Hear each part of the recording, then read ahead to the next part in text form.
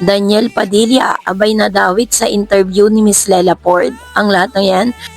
But before that, if you haven't subscribed yet to my YouTube channel, please don't forget to like, share, and subscribe at hit mo na rin ang notification bell for more showbiz updates. Bago tayo of course magpatuloy sa ating updates for today's video, nais ko pong pasalamatan kayo for always watching and trusting this channel. Thank you so much sa inyong laging panonood at palagi ang pagsubaybay sa mga updates po natin.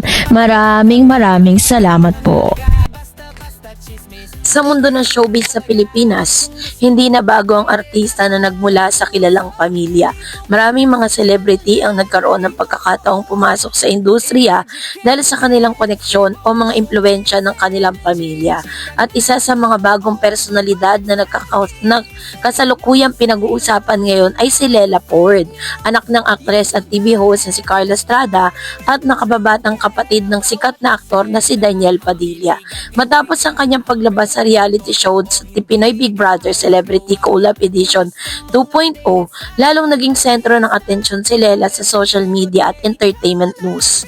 Hindi lamang ang kanyang personalidad ang pinag-uusapan kundi pati na rin ang kanyang relasyon sa pamilya, lalo na sa kanyang kuya na si Daniel Padilla. Sa isang panayam, ibinahagi ni Lela kung gaano ka-protective ang kanyang kuya at kung paano niya tinatanggap ang bansag sa kanya bilang isang nepo baby. Ang mga pahayag na ito ay nagbibigay liwanag sa kanyang personal na buhay, pati na rin sa kanyang pananaw sa pagiging bahagi ng isang kilalang pamilya sa showbiz. Ayon kay Lela, kilala si Daniel bilang isang kuya na labis na nag-aalala at nagbabantay sa kanya. Sa isang interview, sinabi niyang natural lamang to dahil siya ang bunso sa kanilang pamilya. Ibinahagi ni Lela na si Daniel ay talagang protective lalo na pagdating sa kanyang personal na buhay at sa mga posibleng manligaw. Bilang kuya, nais si Daniel na sisiguraduhin na walang sino man makakasakit sa kanyang kapatid. Bukod sa pagiging protective, sinabi rin ni Lela na sobrang maalaga at mapagbigay ang kanyang kuya. Dahil siya ang bunso, madalas siyang spoiled ni Daniel. Kapag may gusto siya, kadalasan ginagawa ng kuya niya ang paraan para mabigay yon kahit hindi agad-agad.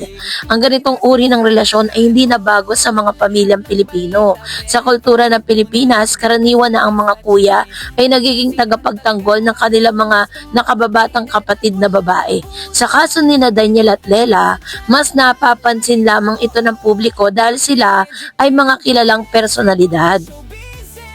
Hindi rin naging madali ang pagpasok ni Lela sa mundo ng showbiz. Ayon sa kanya, ina ni Carla Estrada, noong una ay nagkaroon ng pag-aalinlangan si Daniel sa desisyon ni Lela na pumasok sa industriya. Ang dahilan nito ay ang mga hamon at intriga na kaakibat ng pagiging isang artista. Bilang isang taong matagal na sa showbiz, alam ni Daniel kung gaano kahirap ang industriya, mula sa matinding kompetisyon hanggang sa mga kontrobersya at kritisismo mula sa publiko. Gayunpaman, sa huli ay sinuportahan pa rin niya ang pangarap ng kanyang kapatid. Pinaliwanag ni Carla na hinikayat na si Daniel na hayaan si Lela na sundan ang kanyang mga yapak or pangarap upang hindi ito magsisi sa hinaharap. Isa sa pinakamalaking tagumpay ni Lela sa kanyang maagang career ay ang pagkapanalo niya bilang isa sa mga big winner ng Pinoy Big Brother Celebrity Collab 2.0. Sa loob ng bahay ni Kuya, nakita ng mga manonood ang kanyang personalidad, isang masayahin, totoo at determinadong kabataan na handang patunayan ang sarili. Hindi lamang siya nakilala bilang kapatid ni Daniel Padilla, kundi bilang isang individual na may sariling kakayahan at karakter. Ayon sa kanya, suportado siya ng kanyang pamilya kahit na minsan ay protective ang kanyang mga kuya. Naniniwala sila na sa kanyang kakayahan at gusto lamang nilang maging masaya habang itinatahak ang kanyang career. So isa rin sa mga talaga naman pinag-uusapan ngayon sa social media dahil si Lela po ay tinaguri ang nepo baby. Isa sa pinag-uusapang bahagi ng kanyang career ay ang bansag sa kanya bilang isang nepo baby. Ang terminong ito ay tumutukoy sa mga taong naging matagumpay ang nakapasok sa isang industriya dahil sa kanilang sikat at makapangyarihang pamilya. Sa halip na tanggalin ito, diretsahang inamin ni Lela na may katotohanan ang bansag na ito sa kanya. Ayon sa kanya, wala namang kasinungalingan sa pagsasabing may advantage siya dahil sa kanyang pamilya. Gayunpaman, nilinaw niya na naging negatibo lamang ang pagiging nepo baby kung ang isang tao ay umaasa lamang sa koneksyon at walang sariling pagsisikap. Para kay Lela, mahalaga pa rin ang pagtatrabaho ng mabuti at ang pagbuo ng sariling pangalan sa industriya.